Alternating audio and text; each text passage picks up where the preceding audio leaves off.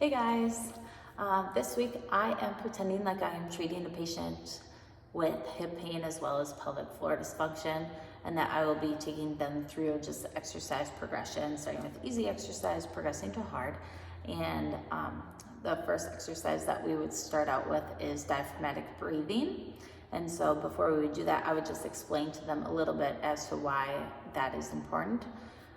And so this exercise helps to coordinate the proper movement pattern of the muscles that make up our inner core structure. So the structure that helps support our spine and our pelvis, as well as helps us hold our bladder and urine. And so with this structure is supporting the way that it should, then we can make our larger body movements, those transitional movements from sit to stand, from rolling over in bed, stepping up onto a step, squatting, all of those more coordinated and able to do that without leaking. And so the first exercise is diaphragmatic breathing. And so I would have the patient start in supine in a hook line position, like this. And so I would use both tactile and verbal cues. So hands on rib cage, and I would just instruct them to, when they take a deep breath in, try to fill their tummy and to expand the rib cage.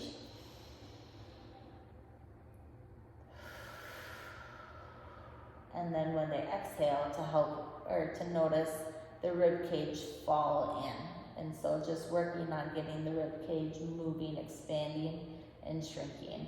And then if they have a lot of accessory movement or accessory breathing muscles going on up here, to have them put a hand on their chest and then a hand on their belly, and try to keep the hand on their chest still while they're pushing up the hand on their belly.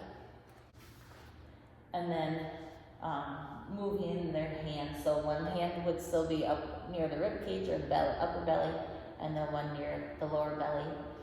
And then when they take an inhale in, fill up the belly, and then when they exhale, focusing also on thinking about lifting the bladder, having the bladder rise during the exhale.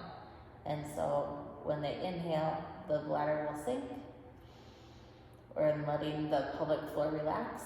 And then when they exhale, lift the pelvic floor, lift the bladder to help contract the pelvic floor muscles. So just creating the balance of contraction and relaxation. Moving on to exercise number 2, we're gonna say this is a couple weeks later, the patient comes back, they're doing really well with their breathing and their hook line position, they're ready to progress to the next level. We're gonna move over to a quadruped position with a leg slide out.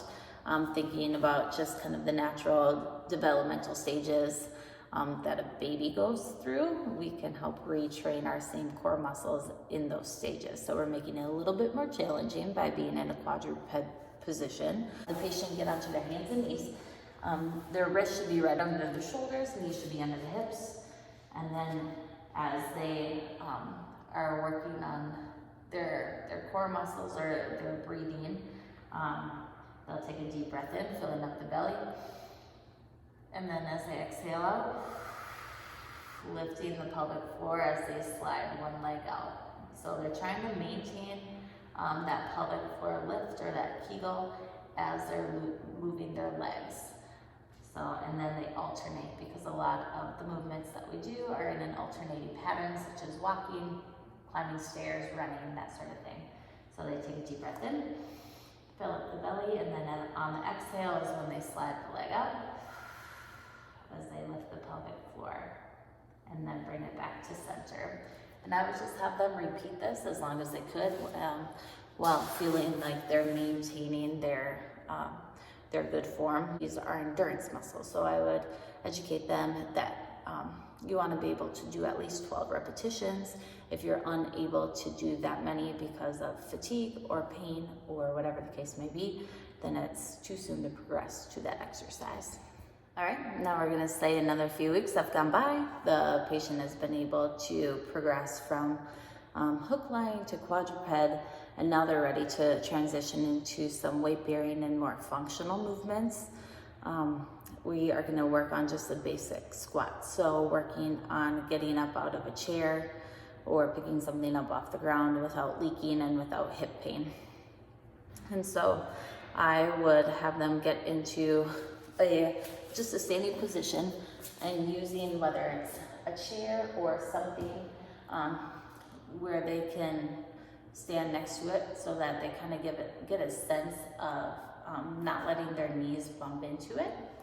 So I have them stand with their toes fairly close to the boxes and just instruct them that when they squat down, their knees should not go in front of their toes because we're trying to encourage more gluteal muscles without being too quad dominant. So which would look like this, kind of sitting back like you're going to sit into a chair.